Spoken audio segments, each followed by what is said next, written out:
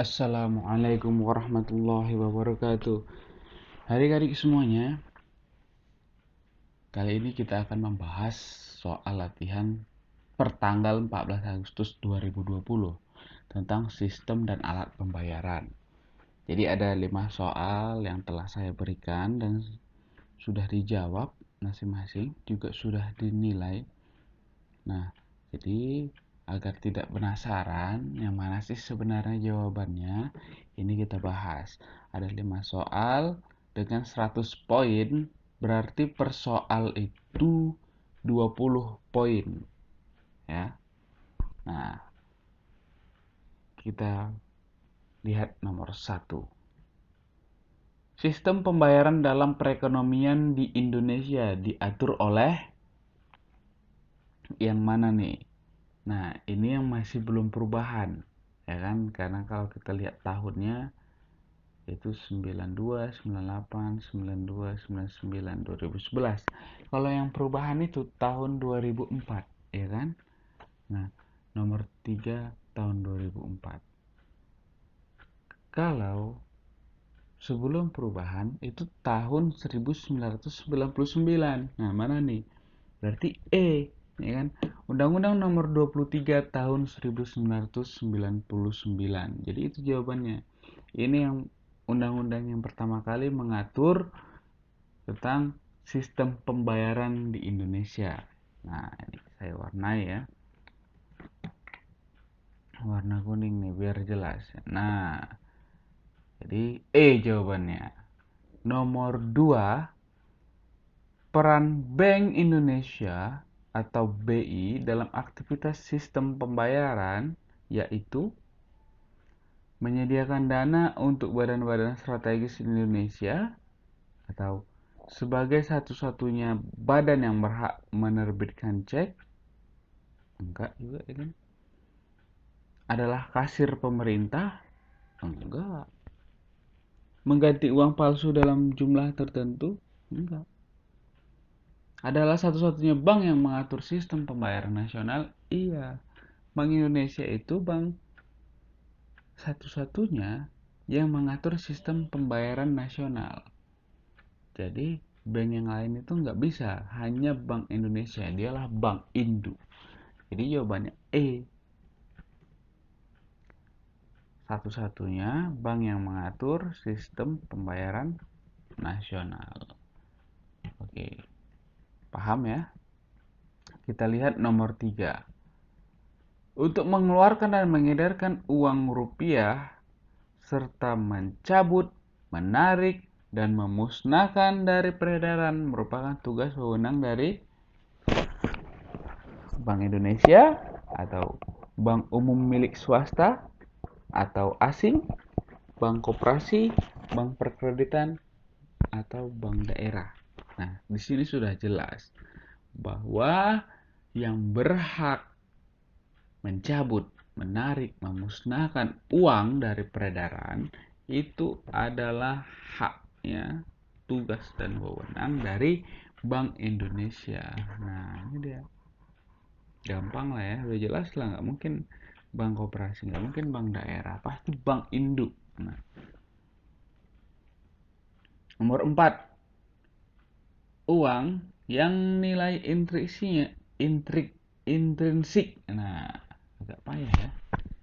Nilai intrinsik sama dengan nilai nominal itu disebut juga dengan, nah, kemarin udah kita bahas ini. Nilai yang bendanya itu sama dengan nilai tukarnya. Itu berarti intrinsik, itu berarti bendanya sama dengan nilai tukarnya. Semakin besar bendanya, maka bisa membeli barang yang lebih mahal. Nah, itu berarti sama dia kan. Nah, itu contohnya adalah dinar dan dirham. Ya kan, karena terbuat dari emas dan perak. Jadi semakin besar, semakin banyak, itu berarti semakin mahal bisa membeli barang, ya kan.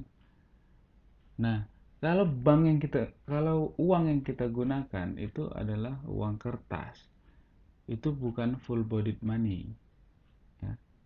Itu token money. Jadi lihatlah kertas itu. Antara uang 20.000, 50.000 dan 100.000, kertasnya itu sama bentuknya, ya kan? Ukurannya pun mirip, tapi nilainya bisa berbeda. Nah, itulah yang dimaksud dengan token money. Jadi nilai intrinsik yang sama dengan nominal itu contohnya dinar dan dirham, dan itulah full bodied money. Jadi jawabannya A, ya. Oke, bisa dipahami ya. Yang terakhir, berikut ini syarat sebagai alat pembayaran tunai kecuali dapat diterima oleh siapapun. Iya, itu syarat pembayaran tunai, ya. Alat pembayaran tunai itu harus bisa diterima oleh siapapun. Tahan lama, iya. Nggak mungkin lah terbuat dari kardus yang kalau dikasih air langsung rusak gitu kan. Uang itu kalau dikasih air atau dicelupkan air, nah itu nggak langsung rusak, masih bisa dikeringkan ya, masih bisa digunakan kalaupun basah gitu kan. Tapi kalau misalkan dia terbuat dari benda yang gampang rusak, misalkan kertas HPS itu kalau dicelupkan air itu gampang rusak ya. Nah, jadi itu dia tidak memenuhi syarat sebagai alat pembayaran tunai. Harus dari kertas tertentu. Nah, uang itu dia tahan lama. Uang kertas, apalagi uang logam ya, itu termasuk tahan lama. Walaupun dilipat atau dimasukkan dalam air masih bisa digunakan. Mudah disimpan. Iya, itulah syarat alat pembayaran. Harus mudah disimpan. Nggak mungkin bentuknya itu besar. Ya. Nggak mungkin kalau bentuk uang itu sebesar buku, maka akan sulit itu disimpan. Makanya bentuk uang itu hanya persegi panjang kecil ya, seukuran dompet. Jadi mudah disimpan. Mudah dibawa kemana-mana, iyalah. Uang logam, uang kertas itu mudah dibawa kemana-mana, ya kan? Tinggal masukin dalam dompet. Nah, jadi itulah alat pembayaran. Lalu harus full bodied money. Syarat alat pembayaran harus full bodied money? Enggak lah, enggak harus. Sedangkan kita aja menggunakan token money, ya, nilai intrinsiknya tidak sama dengan nilai nominalnya, itu token money. Nah, sekarang pertanyaan adalah kecuali, jadi mana yang bukan di antara kelima ini itu adalah E, ya. Nah, jadi jawabannya E. Nah, jadi tadi sudah saya periksa jawaban-jawaban adik-adik semuanya. Ada yang benar semua, tapi ada juga yang masih di bawah 50 nilainya. Nah, jadi untuk soal selanjutnya itu lebih serius lagi dalam menjawab soal, karena itu nanti nilainya dilaporkan untuk nilai raport ya. Jadi dalam mengerjakan soalnya kalau bisa jangan main-main ya, yang serius. Orang semuanya sudah dipelajari kok, ya kan? Apa yang sudah dipelajari itulah yang masuk dalam soal. Ini undang-undang udah dijelaskan dalam pertama-pertama kan. Nah, di slide-slide awal itu udah dijelaskan tentang undang-undang. Ketika adik-adik itu mengerjakan soal masih bisa melihat video. Jadi nggak ada masalah ya. Harusnya bisa benar semua. Nah, jadi soalnya ini pun juga tidak terlalu sulit karena apa yang sudah kita pelajari. Oke. Oke, sekian dari saya. Kita lanjutkan nanti pada materi. Pembahasan soal sudah sampai di sini. Jadi jawabannya adalah A E. Nah, itu dia biar gampang ya. Oke. Untuk pembahasan soal sampai di sini. Assalamualaikum warahmatullahi wabarakatuh.